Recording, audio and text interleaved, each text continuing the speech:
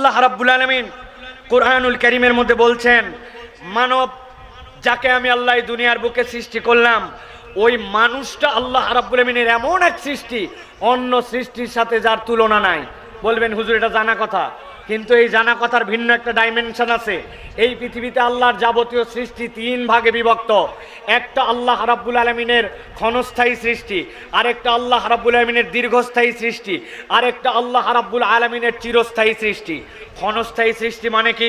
আপনার সামনে মুরগিটা ডিম ফেটে বের হলো, আপনার গরুর বাছুর হলো, আপনার লাগানো পেঁপে গাছটা বড় হলো, আপনার লাগানো ধানটা বড় হলো, আপনার ছেড়ে দেওয়া পুকুরের পোনাগুলা বড় হয়ে বড় মাছ হলো, আবার খাইয়ে ফেললেন, গাছ কেটে ফেললেন, মুরগি জবাই দিয়ে দিলেন, শেষও হয়ে গেল। তাহলে আল্লাহর সৃষ্টি কিন্তু এইটা হচ্ছে ক্ষণস্থায়ী, আছে আবার আপনার চোখের সামনে হারায় যায়, ঠিক কিনা? আরেকটা সৃষ্টি হচ্ছে দীর্ঘস্থায়ী সৃষ্টি।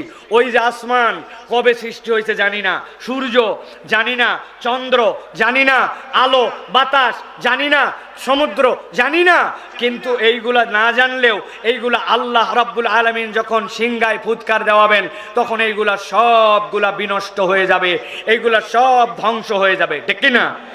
এটা গেল তাহলে সৃষ্টি, কিন্তু এইটা দীর্ঘস্থায়ী। আর একটা সৃষ্টি হচ্ছে চিরস্থায়ী সৃষ্টি।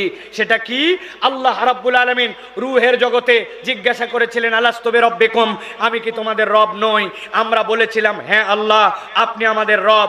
ওই রূহ যেটা শুরু হয়েছিল সেখান থেকে এরপরে রব্বুল আলামিন ওটাকে দেহর সাথে সম্পৃক্ত করেছিলেন, আবার দেহ ছেড়ে সে বেরিয়ে গিয়েছে, ইল্লিন অথবা সিজ্জিনে গেছে।